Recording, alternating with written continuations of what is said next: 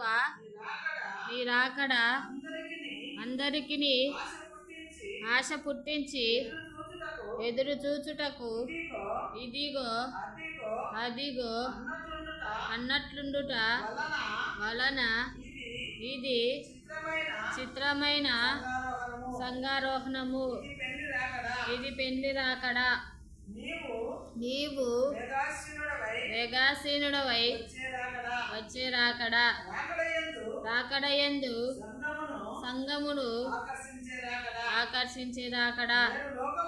నేడు లోకమును గలిబిలి కలిగించే రాకడైనది గనుక నీకు వందనములు. అట్టి విచిత్రమైన రాకడకు మమ్మును సిద్ధపరచుము. నీకు స్తోత్రములు.